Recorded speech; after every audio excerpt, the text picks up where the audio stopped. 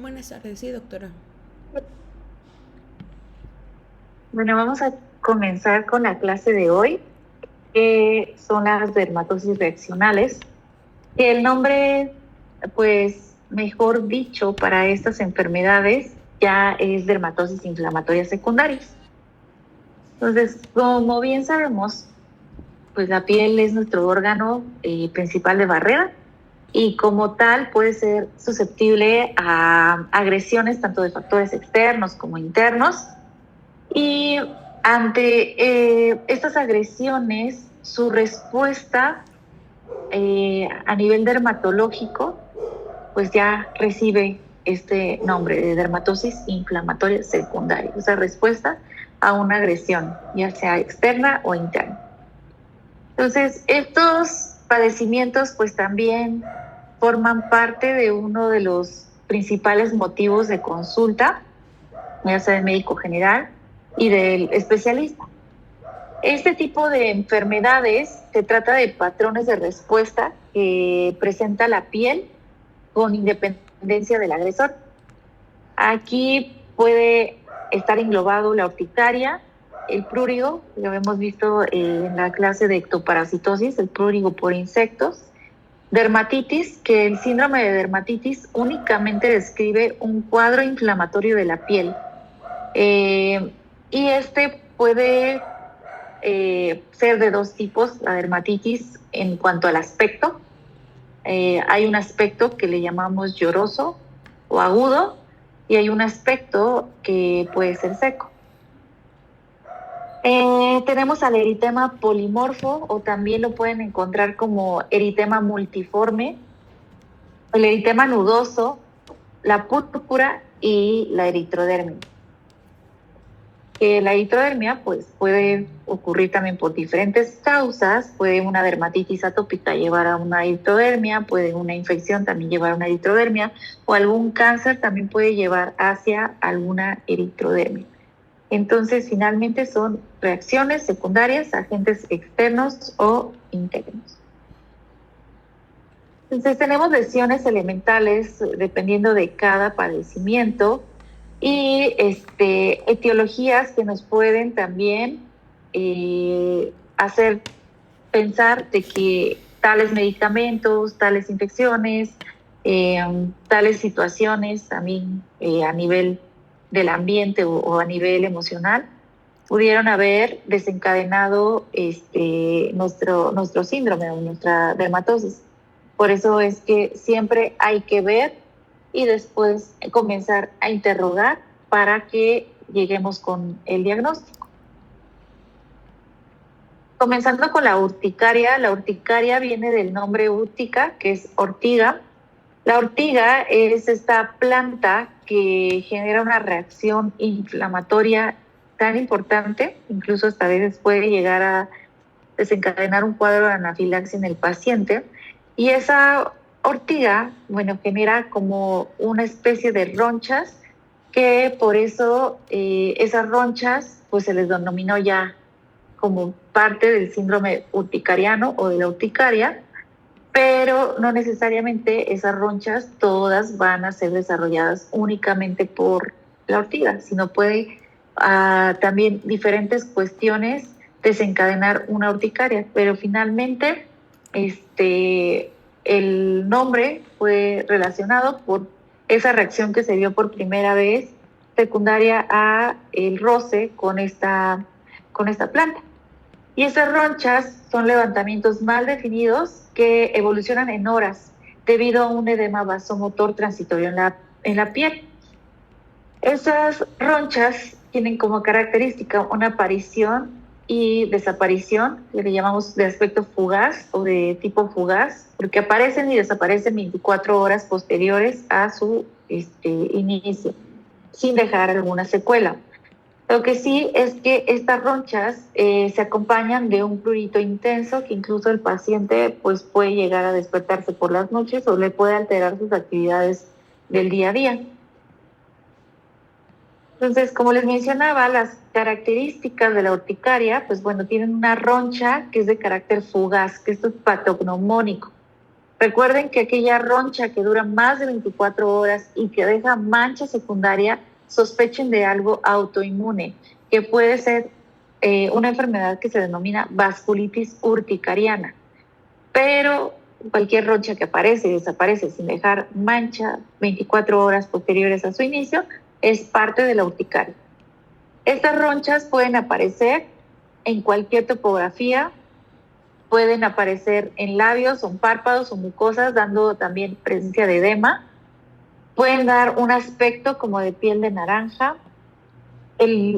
Son lesiones que tienen eritema y que los bordes se ven muy imprecisos. A veces hasta pueden coalescer estas lesiones y generar pues como placas de mayor tamaño. Estos, cuando se acompañan de afección a nivel de la mucosa, pues ahí va a haber edema, sobre todo puede haber edema de glotis, y esto puede llevar a un broncoespasmo conocido como edema angioneurótico. La incidencia de la urticaria es del 2 al 20% de la población, quizá un poco más, y también es una de las causas muy frecuentes de consulta y afecta principalmente en la tercera década de la vida. En cuanto al diagnóstico, pues primero tenemos que establecer qué tanto tiempo lleva esa urticaria. Si lleva menos de 6 semanas, la evolución es aguda. Si esta lleva más de 6 semanas, ya es una urticaria crónica. Tanto la urticaria aguda como la crónica puede ser de tipo adquirido o de tipo hereditario. También hay ciertas causas que pueden estar incluidas dentro del ambiente que pueden hacer una aparición de una urticaria. Dentro de estos, pues tenemos, por ejemplo, el calor, el frío, la presión, a veces ciertas ropas que están como muy apretadas pueden generar aparición de esas ronchas. El sudor o el hacer ejercicio también puede provocarlas. A veces hasta el contacto del agua puede llegar a generar estas ronchas. Alguna sustancia tipo fragancia, colorante, medicamento, puede generar una irritación que también puede conllevar hacia aparición de unas ronchas. Hay de carácter autoinmune, que esto es más por la cuestión de la vasculitis urticariana, que recuerden ahí la diferencia es que es una roncha que dura de más de 24 horas y que deja una mancha secundaria. Otras causas pueden ser por infecciones, medicamentos, alimentos, y a veces hasta en el 50% de los casos puede que no identificamos la causa. Tenemos ciertos mecanismos que pueden ser por cuestiones inmunológicas, ya sea secundaria a alimentos, ciertos venenos, medicamentos, no inmunológicas, que son más relacionadas a ciertas sustancias, bueno, que también aquí pueden incluirse alimentos, por alteraciones a nivel autoinmune, que de repente tengamos una predisposición a ciertos anticuerpos anti-IgE, o como les mencionaba, mecanismos que pues quizá no llegamos a entender del todo. También hay enfermedades que pueden hacer que una urticaria se ponga peor o que esté más rebelde.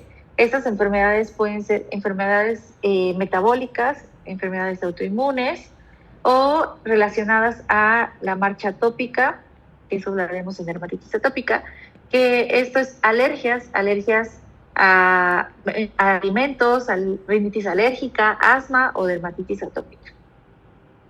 Entonces, como les mencionaba, también hay una por ejercicio, hay por presión, hay por contacto con el agua, por el sol, entre otras.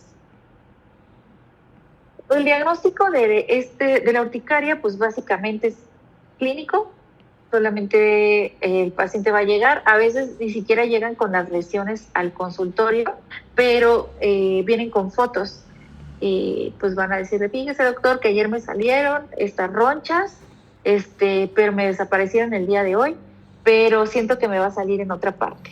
Y así están apareciendo y desapareciendo sin dejar marca. Entonces, de ahí, pues ya que establecemos el diagnóstico, que les mencionaba es muy sencillo, pues hay que empezar a identificar qué pudo haber ocasionado o detonado esa urticaria. Hay que comenzar primero pidiéndole al paciente estudios de laboratorio para descartar infecciones. De las infecciones más frecuentes tenemos las infecciones de vías urinarias, infecciones respiratorias, infecciones gastrointestinales y las infecciones a nivel genital, sobre todo mujeres, pues infecciones a nivel vaginal. Entonces hay que descartar todo eso. ¿Cómo lo vamos a hacer? Bueno, hay que pedir una biometría hemática, hay que solicitar química sanguínea, hay que solicitar un examen general de orina. Si el paciente aparte trae síntomas como de alguna infección a nivel urinario, pues de una vez solicitarle el urocultivo para saber ante qué antibióticos son sensibles, que son resistentes, según el resultado del patógeno encontrado en el urocultivo. Hay que pedirle el coproparasitoscópico, el coprológico, hay que solicitarle un exudado vaginal, un exudado faríngeo. Si estas son negativas o no encontramos como alguna alteración, hay que seguir indagando, sobre todo si son urticarias de repetición, en si el paciente tiene algo autoinmune o tiene alguna otra enfermedad de fondo, como un hipotiroidismo. Y también identificar factores si el paciente lo relaciona a que ese día que le apareció o que le inició la urticaria estuvo muy expuesto al sol, estuvo sudando mucho, estuvo muy estresado, pues todo lo que, las causas que les puse en el cuadro previamente. Hay que ir descartando una a una hasta llegar con la causa. Pero como les mencionaba, en gran porcentaje puede que no lleguemos a identificar la causa. Mientras estemos en este camino para identificar causas, hay que dejarle tratamiento al paciente para evitar que tenga molestias. De los tratamientos, pues comenzamos con los antihistamínicos. Antihistamínicos que pueden ser de segunda generación, los que no generan sueño, como loratadina, desloratadina, cetiricina, levocetiricina, fexofenadina o bilastina. Y solo si al paciente le está ocasionando la urticaria alteraciones en el sueño, de que no pueda dormir o que se despierte por la comezón o el prurito, hay que dejarle antihistamínicos de primera generación. Pero estos siempre déjenlos antes de que el paciente se duerma. Jamás los dejen de día para que no tengan adormilado al paciente. Entonces, de los antihistamínicos de primera generación, que son aquellos que traspasan la barrera hematoencefálica y que por ende dan ese efecto secundario de somnolencia, pueden ser la hidroxicina, que esta hay presentaciones de 10 y 25 miligramos. Yo generalmente les inicio de 10, a menos que el paciente pues como que vea que está muy gordito, es un paciente muy joven, pues bueno, le puedo dar de 25 miligramos, o que no haya tenido alguna respuesta con la dosis de 10, pues el aumento. Y otro medicamento que puede ser utilizado es la clorfenamina. Son los que podemos utilizar con seguridad. Aquí, si les llega una paciente embarazada con urticaria, porque eso también es bien frecuente que les pase a las pacientes embarazadas, no pueden dar ciertos antihistamínicos porque pueden generarle un riesgo al bebé, o si ya nació el bebé, pueden hacer que la paciente, la mamá como que quede dormida y cometa un accidente con el bebé. Entonces, ahí el tratamiento de primera elección, en el caso de embarazadas, tenemos a la clorfenamina. De segunda elección, podemos utilizar la loratadina. Pero el resto, pues, tratar de no utilizarlo durante el embarazo.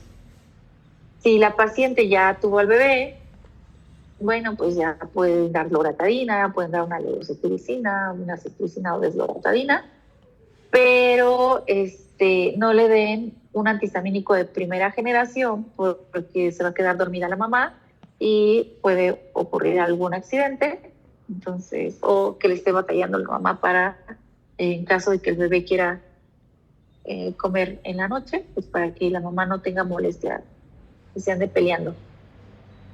Entonces hay que darles los antihistamínicos, estos nos van a ayudar a que alivien el prurito y que supriman la formación de las ronchas, porque las ronchas en este edema también conllevan a los mastocitos. Y si esos mastocitos son rascados, pues comienzan a explotar y secretan todo su contenido interno, que finalmente es la histamina, y entonces provocan que aparezcan más ronchas o que esas ronchas crezcan de tamaño y que perpetúe el prurito en el paciente. Entonces, por eso los antihistamínicos nos van a ayudar a disminuir el prurito y a suprimir la formación de las ronchas. En caso de que el paciente no haya tenido respuesta a los antihistamínicos, pero esto debe de ser ya que ustedes llegaron a un tope de 4 veces la dosis inicial del antihistamínico. Por ejemplo, les llega una paciente con urticaria aguda, menos de 6 semanas, ya le están indagando la causa y le están dando la cetiricina cada 12 horas. No siente mejoría. Bueno, le suben a 2 tabletas de cetiricina cada 12 horas. No hay mejoría. Le quieren subir otro poco más y sigue sin tener mejoría, entonces ahí ya se considera como un caso refractario. O sea, 4 veces la dosis inicial de su antihistamínico o de esta dosis que les pongo aquí es el tope. Si después de esas 4 dosis el paciente no mejora, entonces tenemos que iniciar tratamientos con algún esteroide oral, pero esto se calcula de acuerdo al peso y se tiene que hacer una reducción gradual, porque luego veo que también les dejan mucho prednisona de 5 miligramos desde un inicio a los pacientes y no se les debe dejar esteroide desde un inicio. Y aparte no es la dosis, o luego se los dejan eternamente esa dosis de prednisona de 5 miligramos y al final los pacientes llegan con un síndrome de Cushing. Entonces los esteroides ya es para casos únicamente refractarios y en esos casos pues ya mejor envíenlo con el dermatólogo. El prurigo, bueno, esto fue lo que hablamos en la clase de ectoparásitos, que finalmente es un síndrome reaccional que se caracteriza por presencia de pápulas, que estas pápulas son pruriginosas y entonces al momento de que el paciente se rasca, va a decapitar esa pápula o le va a quitar el techo a esa pápula. Y entonces va a quedar una costra hemática. Si esto se vuelve crónico, puede conllevar a una liquenificación. A veces hasta puede haber proliferación de alguna bacteria más común, Staphylococcus aureus. Entonces puede haber una hipertiginización secundaria y en este prurigo también puede haber presencia de ronchas o en casos más severos o de niños que son más alérgicos puede haber generación de ampollas. En cuanto a la etiología, pues los niños principalmente van a ser por insectos, que pueden ser las chinches, los mosquitos, también puede pasar secundario garrapatas en caso de que hayan viajado a alguna zona con mucho, donde haya montaña y mucha vegetación. El sol también puede ocasionarles un prurigo. Adultos, estos, más que los insectos, tenemos que sospechar o descartar otras enfermedades subyacentes, como pueden ser alteraciones a nivel metabólico, diabetes, hipotiroidismo, cánceres como linfomas, el sol. A lo que se refiere de senil es que ya los adultos mayores, pues su piel es mucho más delgada. Eso hace que la barrera cutánea sea más susceptible a irritaciones de cuestiones externas, pero que también tiende a ser más reseca. Y esa resequedad les genera mucha comezón. Entonces hay que mantener al adulto mayor bien hidratado frecuentemente para evitar ese efecto o esa molestia de estar con el prurito.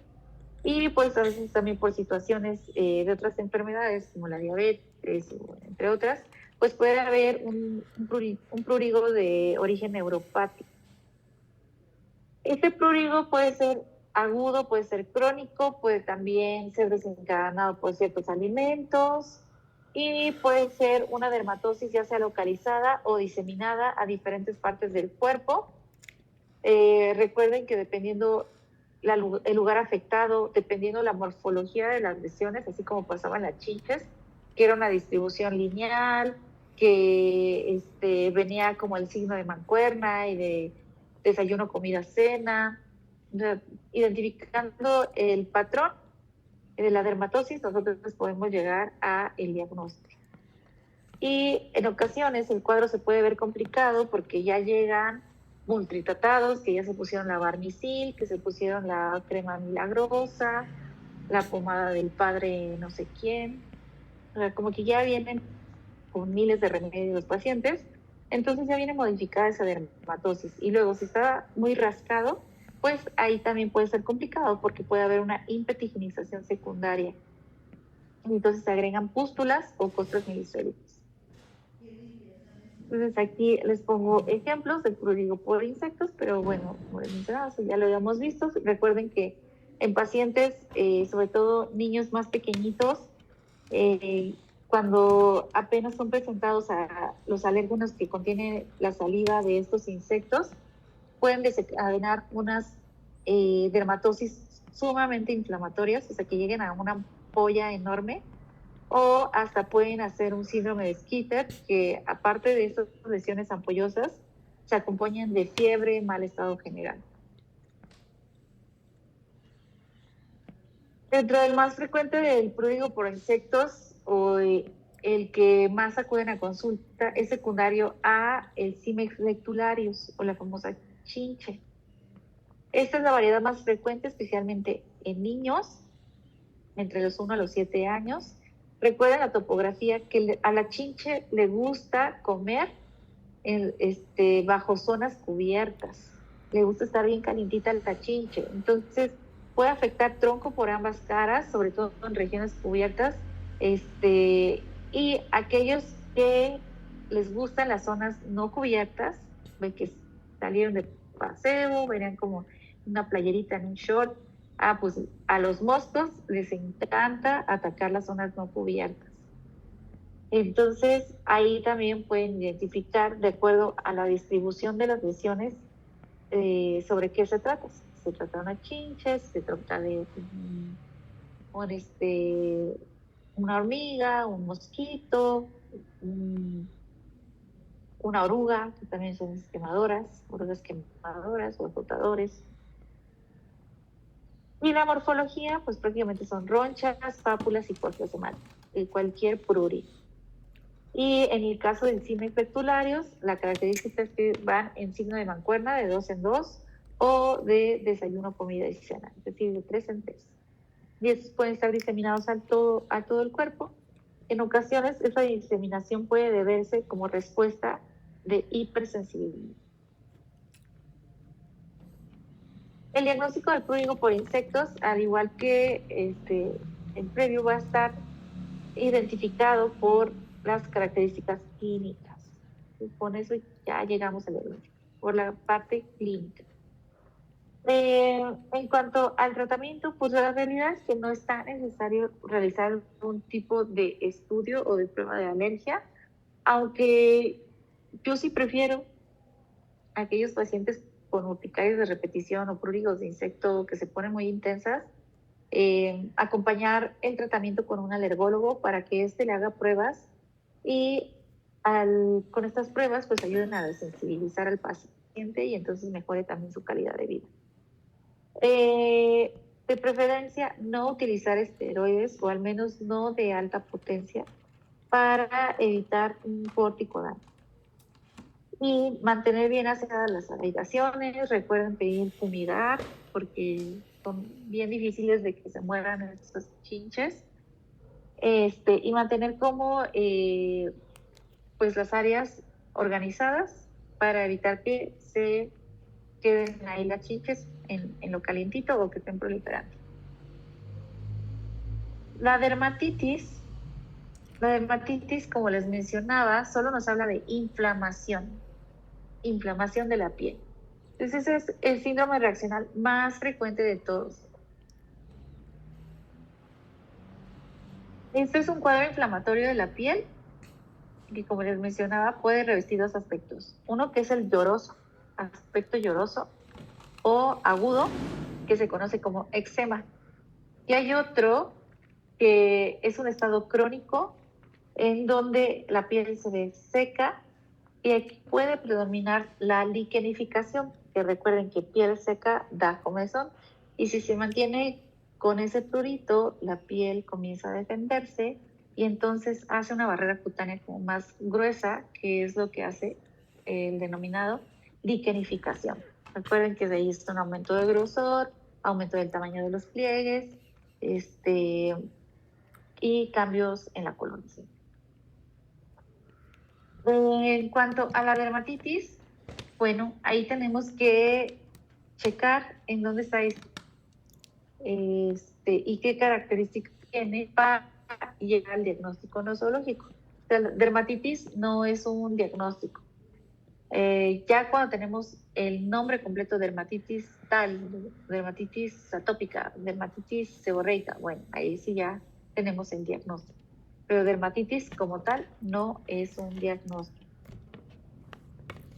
Comenzando con la dermatitis por contacto, es una de las enfermedades de la piel más frecuentes, ocupa como alrededor de 10% de todas las dermopatías.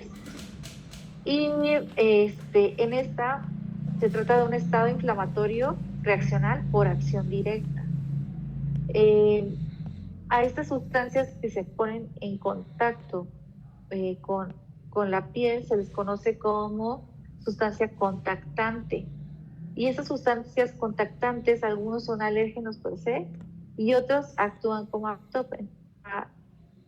aptenos, perdón. Así como la ortiga. Recuerden, nada más se acercaba tantito y pues ya generaba, ¿no? Pero la dermatitis por contacto es más una irritación, como una quemadura. Entonces, para los mecanismos de producción tenemos irritantes que son primarios. Dentro de los irritantes primarios, estos van a desencadenar una reacción en donde inmediatamente van a irritar la piel o la van a quemar.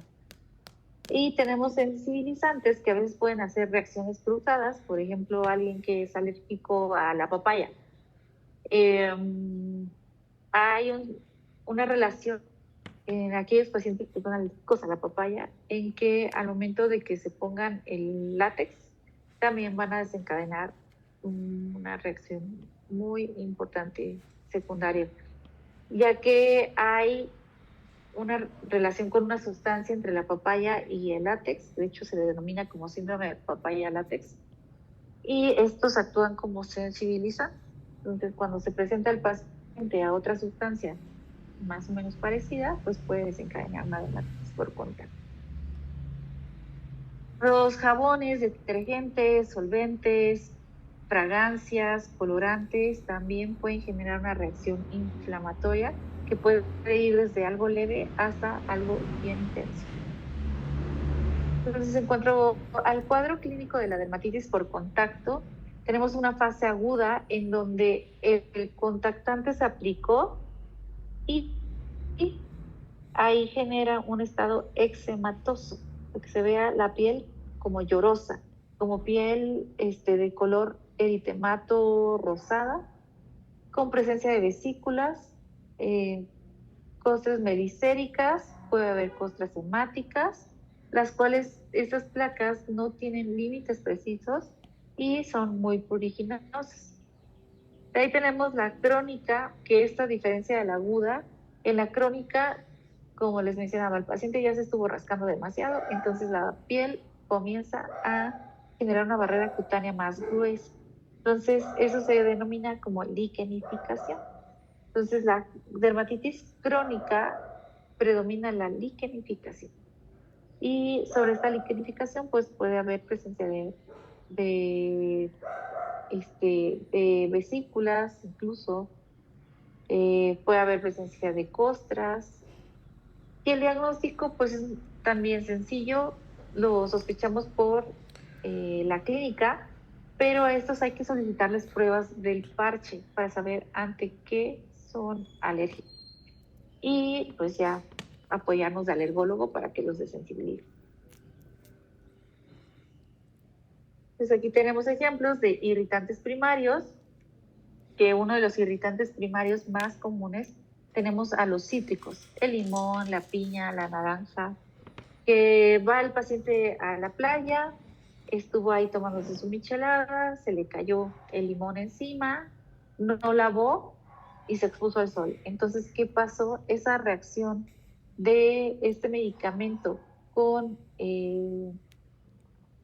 el sol, o más bien esa sustancia, no tanto medicamento, de esa sustancia cítrica con el sol, provoca una especie de quemadura que se le llama fitofotodermatitis. Fitofotodermatitis. Entonces es como una quemadura secundaria a esa exposición con el cítrico. Fitofotodermatitis. ¿Y cuándo podemos sospechar de una fitofotodermatitis, aunque el paciente jure y perjure que no toma? Porque siempre genera como ese aspecto como de chorreado, como si estuviera cayendo ahí el agua, o como muy lineales las lesiones, o en ocasiones dejan como la silueta de la mano. Entonces tengan mucho cuidado con los cítricos. Entonces aquí, en cuanto a la dermatitis por contacto por sensibilizantes, en el caso de una dermatitis por contacto de sensibilización y fotoalérgica, no ocurre en todas las personas, no ocurre desde la primera vez, puede que pase muchos años después, porque luego llegan y es que, doctor, a mí no me pasaba esto de niña, pero ahorita me está sucediendo mucho. Sí, puede pasar y que sea la primera vez que se le establezca el diagnóstico.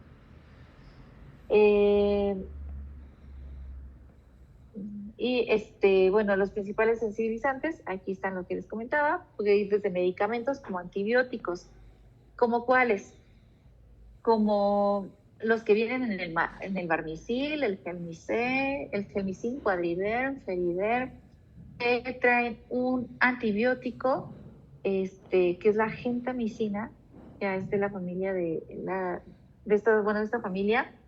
La gentamicina se ha visto que ya la mayoría de las bacterias son resistentes a la gentamicina, pero también que genera secuelas, que el paciente esté muy irritado o esté con esta dermatitis por contacto. Entonces, afortunadamente, pues esos tipos de medicamentos ya no los usamos y ustedes tampoco los vayan a utilizar porque pueden irritar más al paciente o esconder lo que tienen. Otros pueden ser cosméticos, fragancias, zapatos, sobre todo zapatos como de hule, y entre otros metales, que también aquí el metal número 1 relacionado con la dermatitis por contacto, tenemos al níquel. El níquel viene en aleaciones con otros tipos de metales que ayudan a generar una reacción inflamatoria importante. Entonces a veces llegan los pacientes, o sea, por ejemplo, niñas, de que se pusieron unos aretes nuevos del ministro y pues resulta que esos aretes eran una aleación con níquel y les irritó. O luego llegan con perforaciones, también que esas perforaciones tienen ahí níquel, entonces les irritó. Entonces aquí tenemos cómo se observa esta dermatosis, que es la verdad multivariable.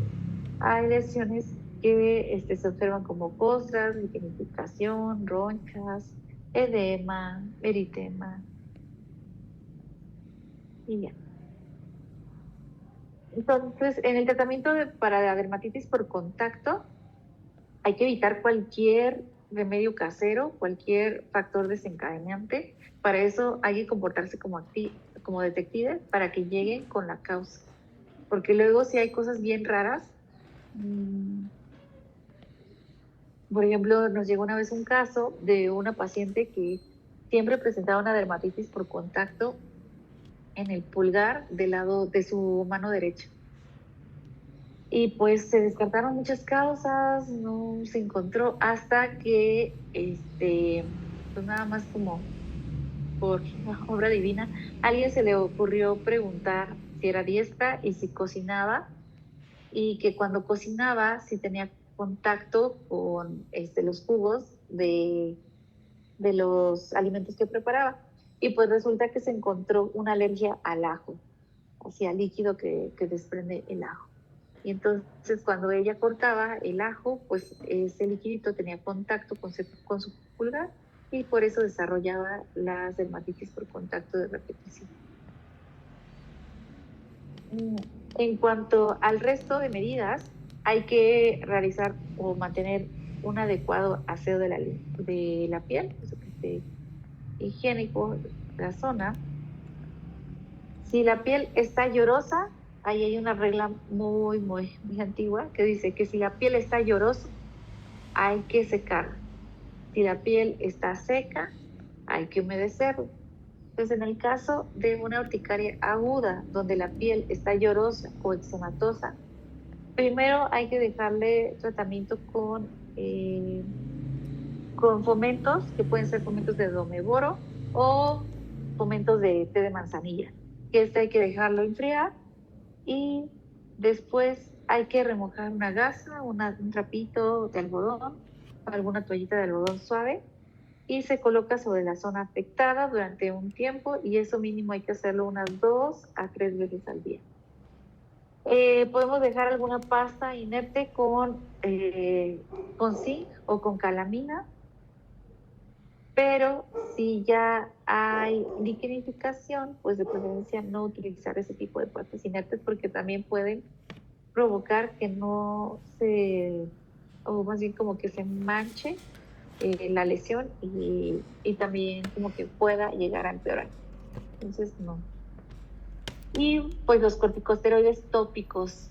Estos hay que utilizarlos de baja a mediana potencia. Hay que dejarles con un esquema que puede ser de cada 12 horas durante 7 a 10 días y luego cada 24 horas durante 7 a 10 días. Y ya, que no utilicen más tiempo los pacientes el esteroide tópico. Luego, la dermatitis del área del pañal, que como bien dice, aquí lo que afecta es la zona que está cubierta por el pañal del bebé o del adulto mayor. Pero los lactantes y los niños son los que más tienen esta afección. Pero como les mencionaba, el adulto mayor, sobre todo el que usa pañales y está descuidado, también puede presentar una dermatitis del área del pañal. Aquí lo que presentan es un intenso prurito, un intenso eritema, aparición de pápulas, vesículas, erosiones, fisuras y escamas. Recuerden que esa placa eritematosa va a estar bien delimitada. Si empiezan a observar como si estuviera salpicado de rojo alrededor de la lesión principal, si hubieran puesto chispitas ahí alrededor, se ve así sumamente rojo, ahí sospechen de una candidosis. No es como tanto bacteriano, ni tampoco es por lo que contiene los pañales. Ahí puede ser una sobreinfección por algún agente oportunista, que en la mayoría es Candida albicans. En mi caso de aquí, de estos pacientes, hay que mantener el pH de la piel de estos bebés como un poquito con tendencia al ácido, que no sea ni neutro, mucho menos que sea pues básico, de que sea algo como un poquito hacia lo ácido, hacia el pH de la piel. O podemos utilizar soluciones un poco ácidas, como puede ser soluciones de ácido láctico, ácido bórico o ácido acético. Estos lo que contienen son vinagre blanco, un chorrito, y lo mismo que los fomentos con los previos que les había mencionado del té de manzanilla. Van a remojar una gasa, van a remojar un trapito de algodón, una toalla y van a tapar la zona afectada.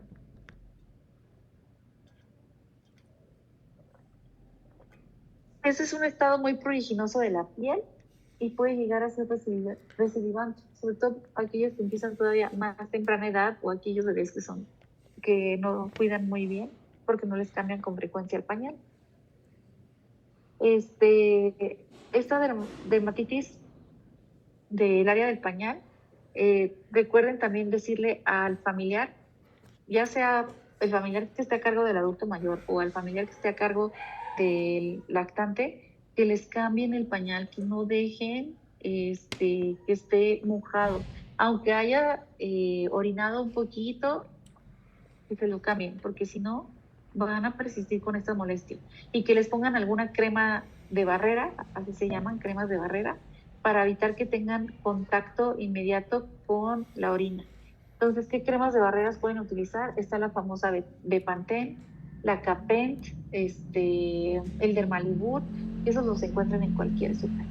Entonces, recuerden que las medidas de higiene también son muy importantes para evitar que los pacientes sigan sufriendo con cuadros de repetición por dermatitis del área del paño. La dermatitis atópica, que es una inflamación, y atopia viene de alergias. Este es un estado muy pruriginoso de la piel que también tiene un carácter crónico, no se quita, no se cura, pero sí hay ciertas épocas que pueden hacer que se mejore y también ciertas medidas generales que pueden evitar que sigan apareciendo brotes de dermatitis atópica. Esto es caracterizado por piel querótica, la cual va a tener en repetidas ocasiones brotes un poquito más agudos o más eritematosos, que se llaman brotes eczematosos. La etiología, aquí están involucrados factores genéticos y factores ambientales, que esos van a contribuir a que haya como una predisposición por alergia a ciertas cuestiones en el ambiente, incluso internas, y entonces los pacientes van a empezar con cuadros en donde pueden tener placas, eritematos, escamosas. La escama y el eritema es sobre toda la placa, muy, muy pruriginosas, o pueden tener presencia de piel seca, que se le denomina como piel jerótica. Puede haber pápulas, puede haber eritrodermia, en el caso de que evolucionen. Puede haber presencia de costras hemáticas, de genificación, entre otras. Para esto, para dermatitis atópica utilizamos unos criterios más recientes que pues esos no se los voy a preguntar, pero en el libro todavía manejan unos criterios antiguísimos que son los de Hannifin y Rajka, que dependiendo las características clínicas del paciente, pues nos orientan a si se trata de una dermatitis atópica o en qué fase está. En cuanto a la epidemiología, esta es una de las enfermedades cutáneas inflamatorias más prevalentes. Aproximadamente 230 millones de personas, o yo creo que un poco más, lo padecen. Es importante las repercusiones de esta enfermedad porque puede alterar la vida diaria del paciente. Entonces, no se estén locos. Les puede llegar a afectar y tampoco van a contagiar la dermatitis atópica. Esta dermatitis atópica tiene un curso crónico y que fue recurrente. En cuanto a atopia, les digo que es parte como de una alergia más o menos, la diferencia radica en que la atopia está mediada la respuesta inmunitaria por inmunoglobulina E y entonces va a iniciar el camino de la hipersensibilidad tipo 1. En el caso de la alergia, esta es una respuesta inflamatoria ante cualquier antígeno extraño o externo y este puede generar cualquier mecanismo de hipersensibilidad.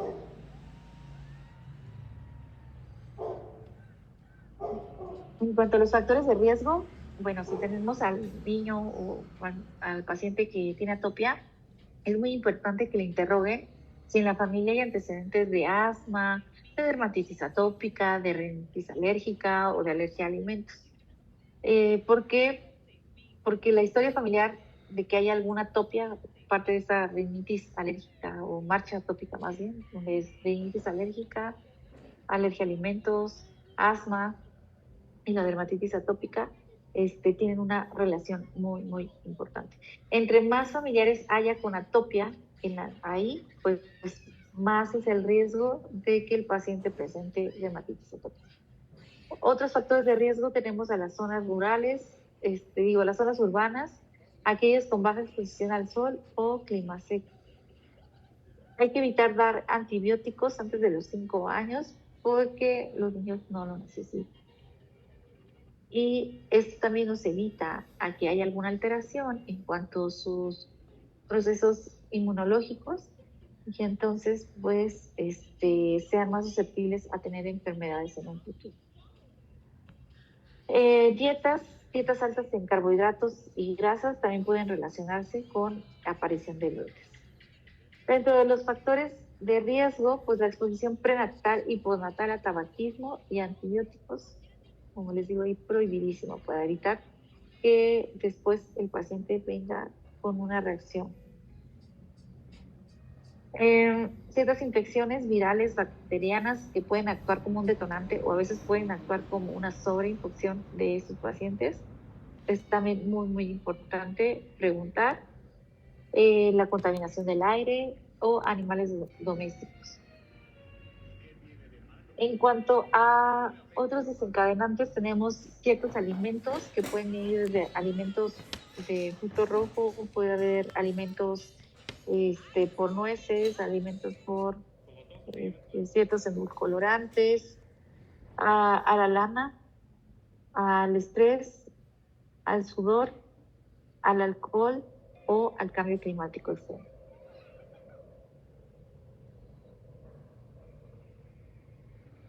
Hay una teoría que se denomina teoría de la higiene, que quizás lo vieron en su curso de alergología o de inmunología, que se ha utilizado por décadas para describir las causas de las enfermedades inflamatorias.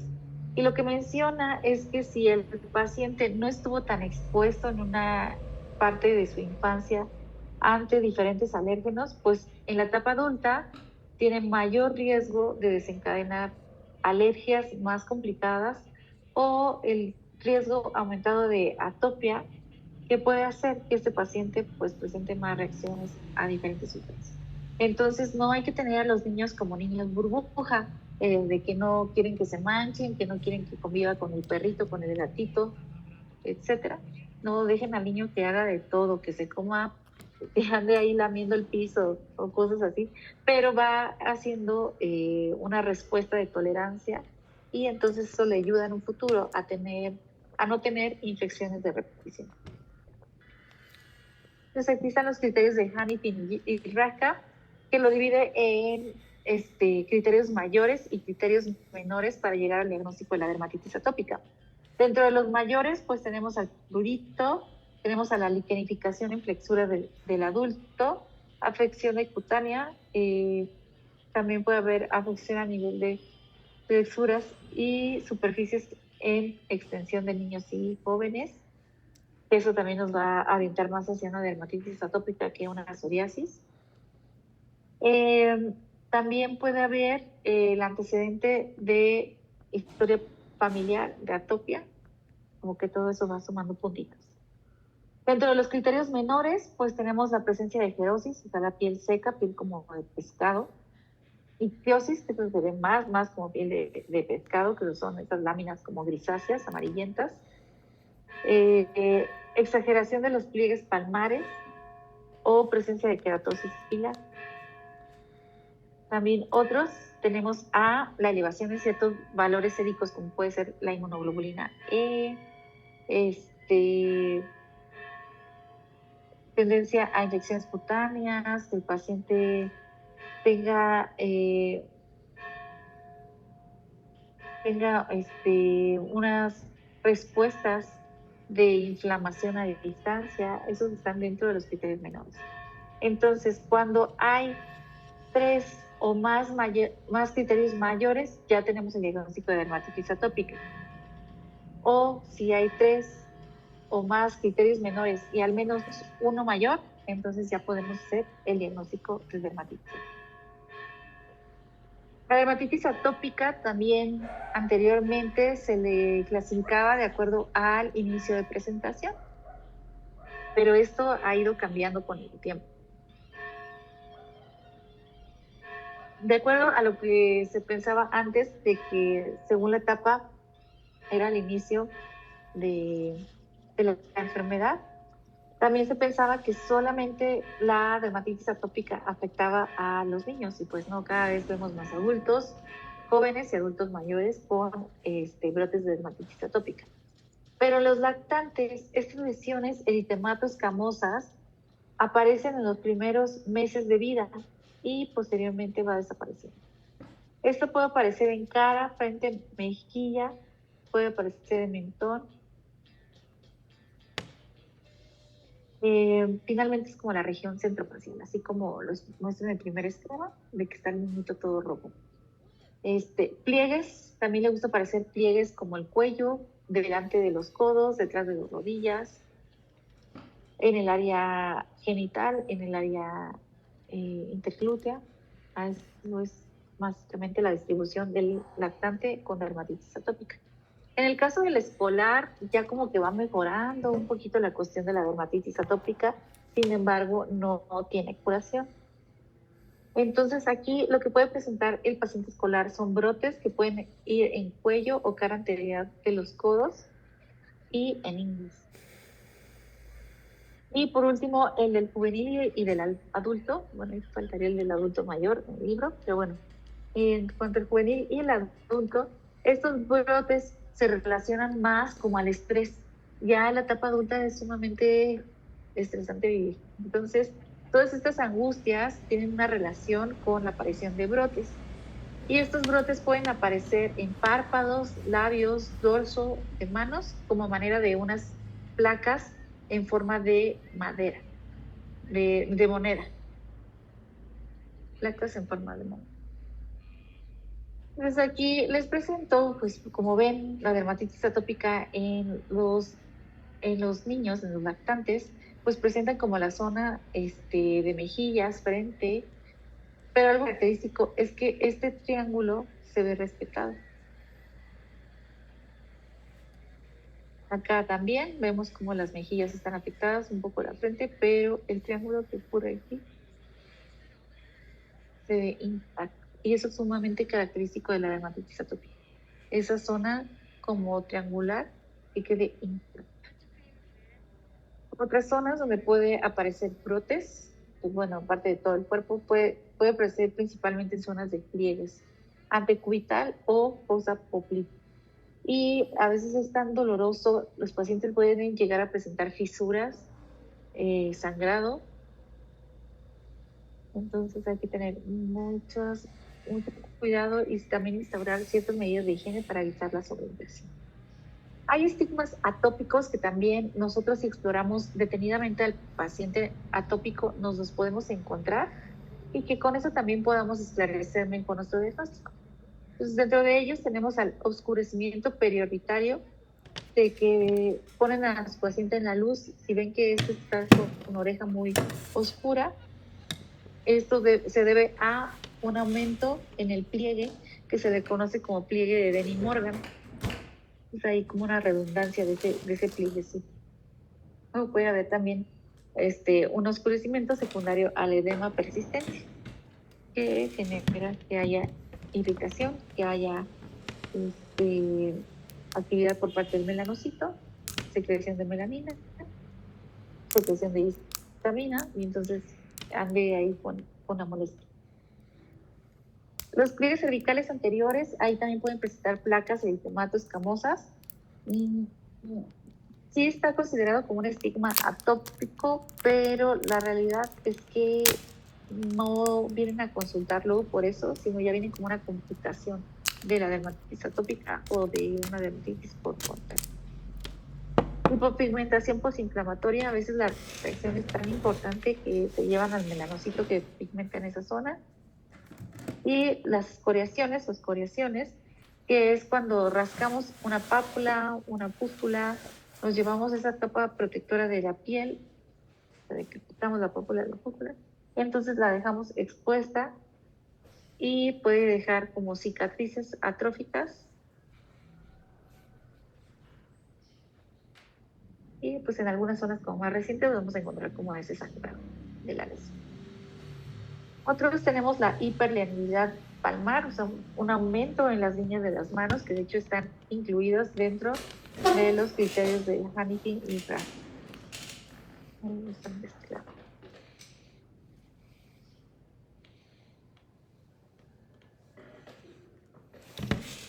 La pitiriasis alba o pitiriasis solar es diferente a la pitiriasis versicolor y a la pitiriasis de Gibert.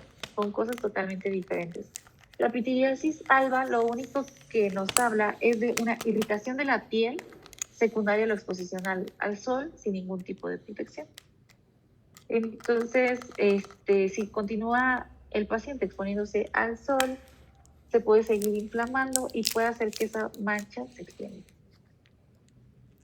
Entonces es manchita y un poco de escama que suele no dar prurito.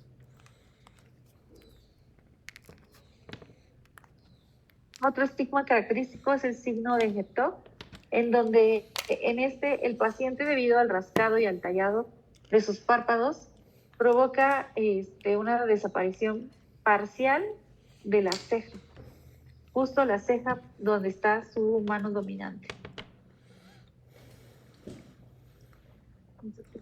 O pierden la parte de la ceja. La ictiosis, que es esta apariencia como de escamas, como si tuviéramos escamas los humanos, una piel muy, muy, muy seca. El demografismo, esta prueba podemos hacerlo en mi consultorio. Tomamos un objeto romo, ya sea una batelenguas o hasta una... Entonces, este objeto romo lo pasamos sobre alguna parte del cuerpo, puede ser en antebrazos, en la cara anterior. Y mientras estamos revisando al paciente, si este llega a presentar un edema o inflamación de esa zona donde hizo la prueba con el objeto romo, a eso se le conoce como dermografismo positivo. La gerosis, que finalmente es piel seca, eso también lo vamos a encontrar. Y la escala para determinar la severidad de la dermatitis atópica es la escala de Scorat, en donde va a estimar la expresión de la enfermedad, o sea, la superficie corporal afectada. Y esto se parece mucho al PASI, al que utilizamos en psoriasis. Entonces, establecemos un porcentaje de acuerdo a lo afectado. De ahí ya sacamos un cálculo, que este cálculo nos va a establecer qué tan intensos o qué tan intensos sean los brotes de dermatitis atópica. Y de acuerdo a esta intensidad, pues también orientar el tratamiento. Hay síntomas subjetivos, pero que sí es importante preguntarle al paciente. Hay que preguntarle por su pelo, hay que preguntarle preguntarle si ha tenido alguna molestia cuando duerme, si en alguna otra zona del cuerpo ha presentado alguna molestia, si tiene prurito constante, qué tan importante es ese prurito, qué tanto puede dormir o si se despierta en las noches por el prurito. Todo eso se toma en cuenta. En cuanto al tratamiento de la dermatitis atópica, pues primero hay que establecer medidas generales, al igual que todo. Como son pacientes más sensibles, lo que tenemos que dejarle son tratamientos con sustitutos de jabón o limpiadores suaves. Estos podemos utilizar barras limpiadoras de 5.5 el pH o de preferencia jaboncitos en gel para que sean sustitutos de jabón o sin ver para realizar el aseo corporal.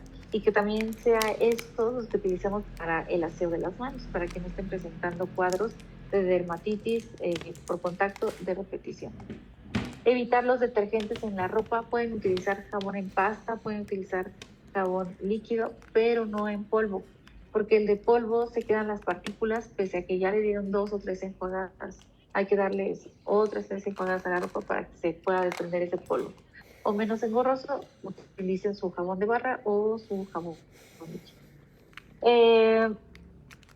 Evitar los suavizantes, eso también es importante. Podemos utilizar un chorrito de vinagre blanco en lugar del suavizante, ya que el chorrito de vinagre ayuda a limpiar, no deja fragancia a vinagre y me ayuda a incluso suavizar la ropa, sin tener esa fragancia de por medio que puede ser irritante para los pacientes con dermatitis atópica.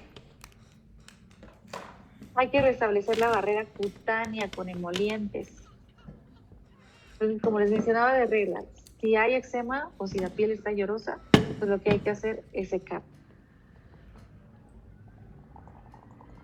Podemos utilizar cremas inertes como el cold cream o la vaselina.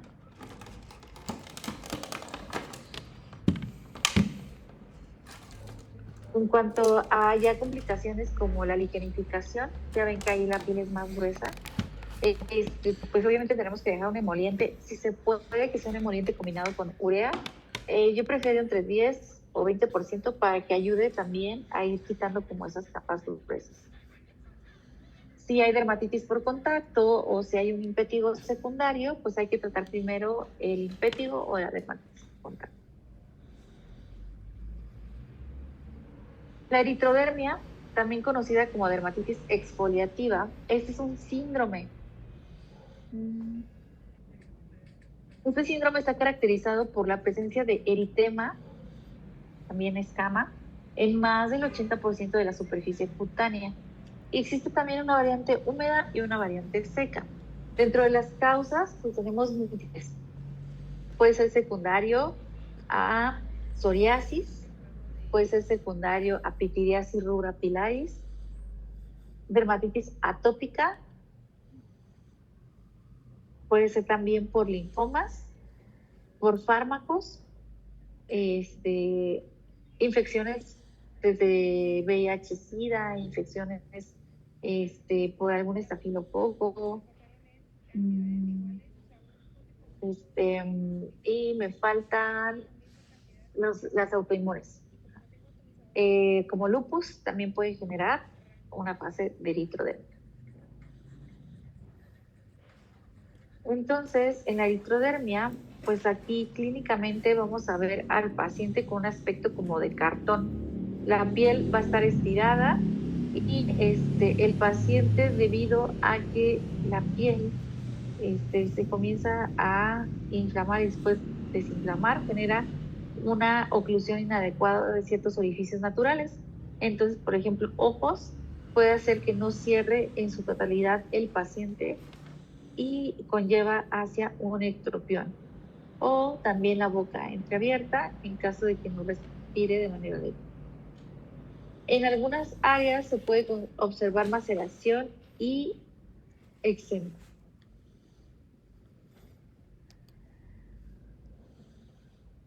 En cuanto a la fase exfoliativa, tenemos todo este eritema. Ahí lo que va a presentar el paciente es el desprendimiento de una escama fina o fulgurácea, que esta se va a desprender con mucha facilidad. A veces vienen a la consulta, se comienzan a quitar la playera y ya están dejando toda esa escama ahí tirada en el piso, comienza a caerse de tan finita que es. El prurito es el síntoma cardinal o lo que nos va a apoyar nuestro diagnóstico.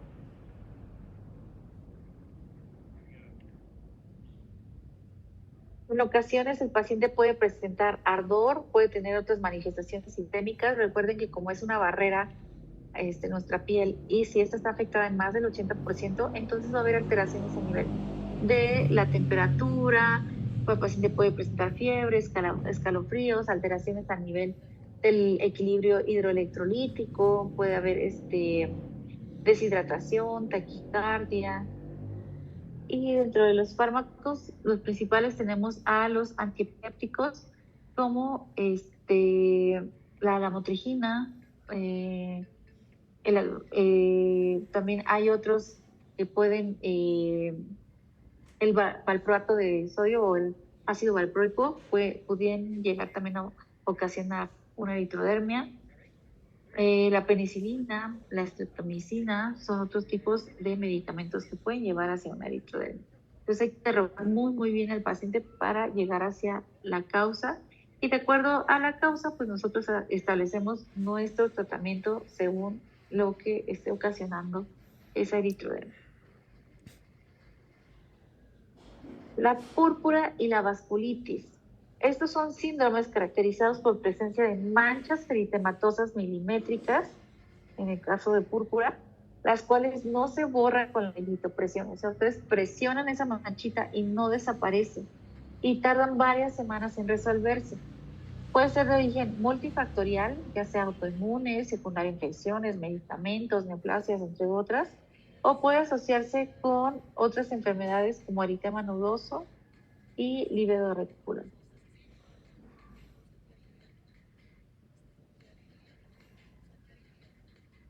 Hay situaciones así como los pacientes que están con el síndrome de Skinner, en donde pueden llegar a presentar ya lesiones muy exageradas y se acompañan de lesiones ampollosas o lesiones palpables.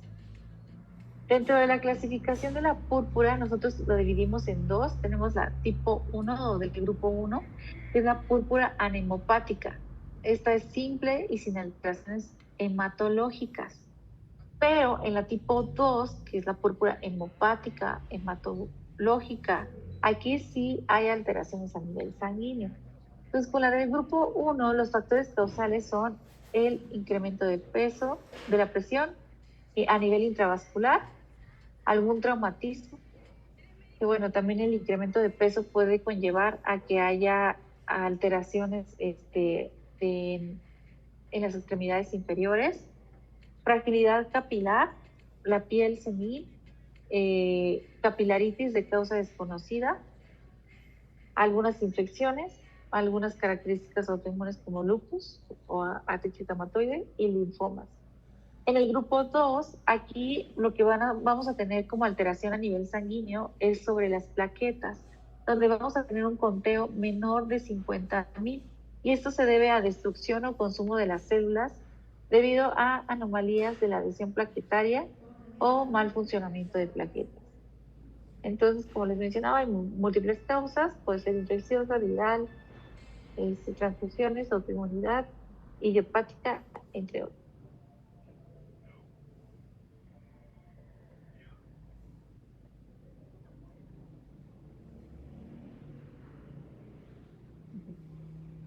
Eh, Pasando a otra enfermedad, u otro de los síndromes, tenemos el eritema multiforme, que también se le conoce como eritema polimorfo. Vamos a hablar a más profundidad en el tema de farmacodermias, pero bueno, el eritema multiforme es una enfermedad aguda que puede remitir de manera espontánea.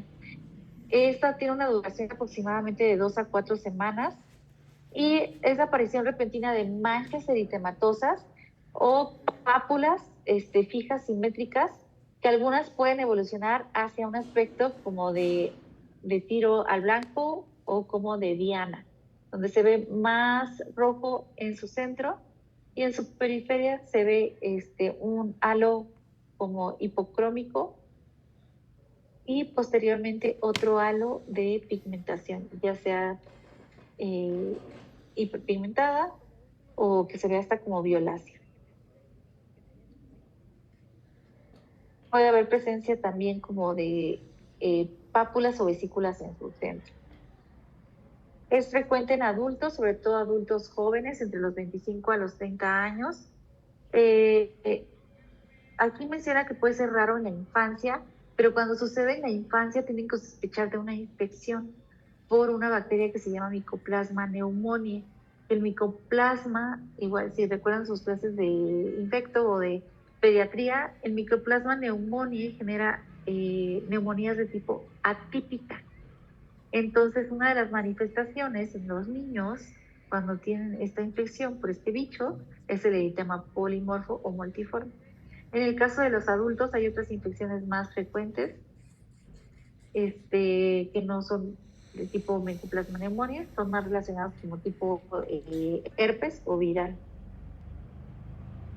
Entonces, las infecciones son las causantes hasta del 90% de los casos de eritema multiforme o polimorfo. Hace muchos años se pensaba que los más responsables eran los fármacos, pero no.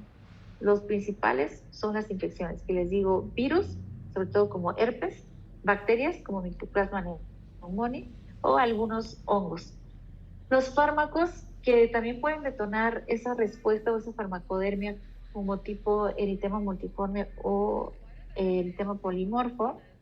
Estos fármacos pueden ser relacionados a fármacos antiinflamatorios no esteroideos, sulfamidas, antiepilépticos o antibióticos o inclusive con el alopurina.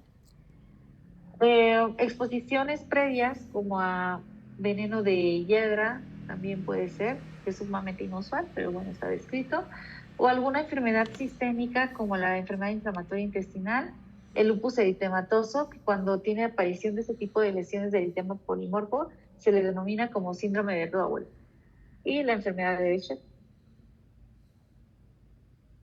Entonces recuerden los principales: adultos, virales y más por virus del herpes. Niños, más bacterianos y secundario a Mycoplasma mono. Entonces aquí les pongo un cuadro de todos los medicamentos que pueden generar un eritema polimorfo o multiforme, que tenemos dentro de los más frecuentes al alopurinol, a la carbamazepina, a los barbitúricos, a los AINES, la penicilina, penitoína y sulfonamidas. Los casos que más llegan son secundarios a alopurinol o carbamazepina. Y pues aquí están otros, incluidos ciertos antibióticos, hormonas, entre otros, que pueden llevar a también aparición de eritema multiforme con menor frecuencia. En cuanto a la topografía, pues el eritema polimorfo puede afectar principalmente áreas acrales, y esta distribución es simétrica, o sea, acral y simétrica. También puede llegar a afectar en menor proporción la cara posterior de los brazos, el dorso de manos, pies, palmas, tronco y extremidades. La mucosa puede llegarse a ver afectada hasta entre el 50 al 65% de los casos. Entonces, por eso es importante revisarles labios, revisarles la mucosa por dentro, porque ahí podemos encontrar también la lesión en diana característica. Y ocasionalmente estas lesiones se pueden acompañar de prurito o ardor. En cuanto a la morfología, miren, aquí se ve como mucho más claro, más bonito. Tenemos esta dermatosis localizada a extremidad superior, lado izquierdo, que afecta dorso de manos, constituida por estas placas de aspecto como en tiro blanco o como ovaladas, que en su centro presentan un eritema, algunas tienen como una pápula, rodeadas de un halo hipopigmentado, y en su periferia nuevamente un halo eritematoso, teniendo ese aspecto como tirando piel. Estas manchas pueden tener un diámetro de 1 o 3 centímetros, pueden ir de manera progresiva, como les digo, característico el aspecto como diana, tiro blanco, o como de ojo de buey. Hay variantes atípicas donde pueden presentar pápulas o manchas eritematosas y que no tienen ese aspecto en diana. El centro es eritematoso y la periferia de la piel está mal definida, o sea, la piel afectada está mal definida. Y pueden llegar a tener el aspecto de ronchas. Afortunadamente, estos casos son los menos frecuentes. En cuanto a el tratamiento, pues hay que nosotros identificar qué es lo que está ocasionando esta reacción, este eritema polimorfo. Hay que descartar infecciones, descartar medicamentos. Si es un medicamento, hay que retirar el medicamento asociado. Si es una infección, pues dependiendo. Si es un herpes, pues hay que darle el tratamiento para herpes simple. Si es secundaria una bacteria, hay que darle el tratamiento para la bacteria. Okay. Los esteroides tópicos y sistémicos se van a iniciar ya que el paciente no haya respondido. Sobre todo los sistémicos, tener muchísimo cuidado. O si vemos que está avanzando demasiado rápido el eritema multiforme en su cuerpo, mejor valorar dejar el esteroide tópico o el esteroide sistémico a una dosis calculada por peso, y de ahí vamos bajando la dosis cada 10, cada 15 días. Otros tratamientos puede ser la talidomida, que también ha actuado como un efecto para disminuir el número de lesiones, pero hay que tener mucho cuidado, sobre todo en pacientes embarazadas, ya que puede generar malformaciones en el bebé. Y ya por último, el eritema nudoso, y como dice el nombre, pues va a estar caracterizado por presencia de nudosidades. Esa es su lesión elemental, las nudosidades, que son aquellas que se palpan más de lo que se ven. El eritema nudoso se ha observado con mayor frecuencia de aparición en mujeres, sobre todo a nivel de piernas. En algunos casos se puede ver en extremidades superiores. Hay una regla que si el eritema nudoso sobrepasa las rodillas o sobrepasa la cadera, o sea, eritema nudoso por arriba de las rodillas o por arriba de la cadera, sospechen de lepra. El eritema nudoso es más frecuente que ocurra en piernas. Ya más arriba, sospechen de lepra. ¿Ok? Puede verse acompañado del eritema nudoso de síntomas generales, puede haber fiebre, artralgias y anorexia.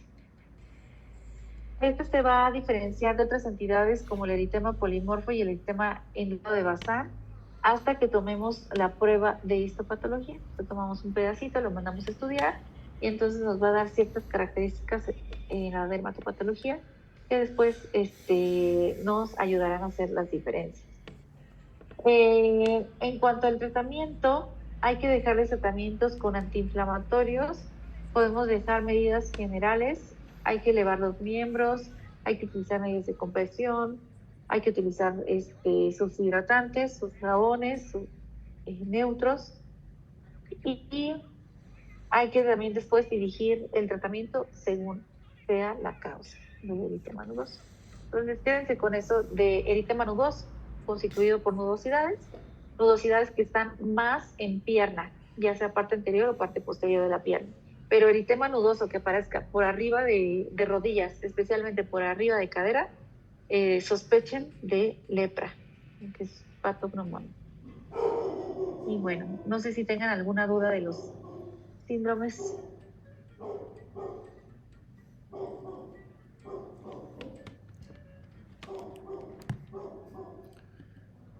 Por el momento todo bien, doctora. Muchas gracias.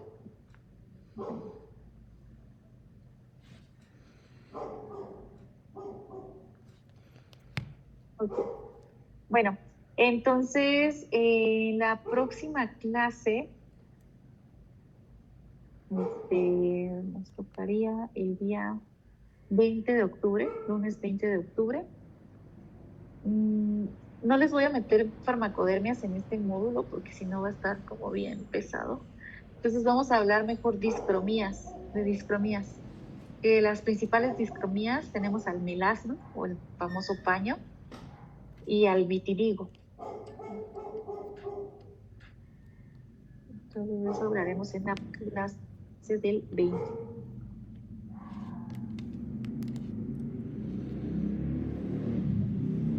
Entonces nos vemos el lunes. Que tengan bonito fin. Descanso. Gracias, doctora. Gracias, doctora. Hasta luego. Gracias, doctora.